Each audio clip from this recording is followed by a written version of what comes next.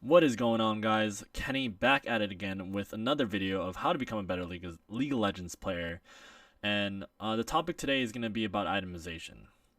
In order to become a better League of Legends player, it is imperative to understand the basics of itemization and what these specific items would do for you throughout the course of a 20 to 50 minute game. When we look at the fundamentals at what to build on certain champions, it is important to note that certain champions excel well with defensive items, while others do well with offensive items. An example, a Maokai in top lane wouldn't build a Zhonya's Hourglass compared to a Kennen in top lane who would.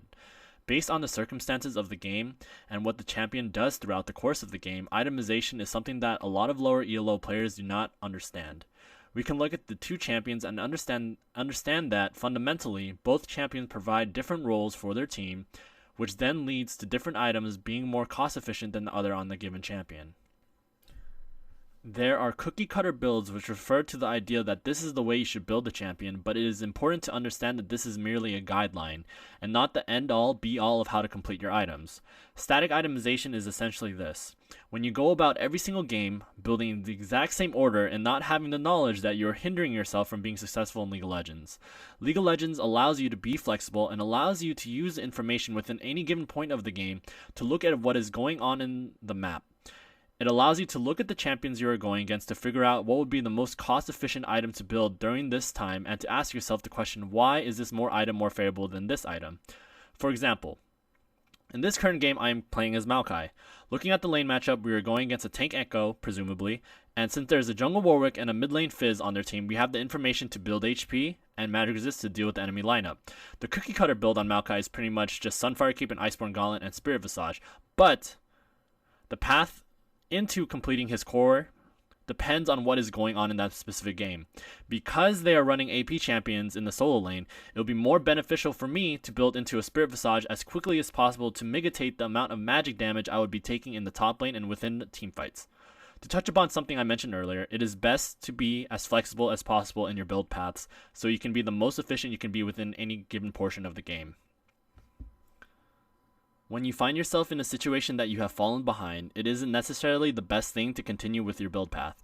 You have to understand the situation you are in and identify that you have to build more defensively to deal with the gold advantage that the enemy team has over you. I have ran into a lot of issue when it comes to lower ELOs because of their static itemization. It makes it easier for me to snowball over them because the value in their items is less efficient with how strong I become throughout the mid to late game. In this game in particular, Echo had lost the early laning phase against me, and instead of building more defensively into a Null Magic Mantle, which could have been turned into a Spirit Visage, or a Negatron Cloak, he opted for the components of a Catalyst, which is a misbuy, because now he doesn't have the defensive stats to deal with the Bambi Cinder's burn damage and the high AP base damage that Maokai has. Also, when you're playing Tank Echo, you have to utilize his kit properly, and opting into a Catalyst instead of defensive stats forces his laning phase to extend longer, and further delays him from his mid to late game power spike. I know that sometimes when you're playing League of Legends, you want to be the person who can carry the game on your back, who wants to put the entire team on your back so you'll be the reason why you win.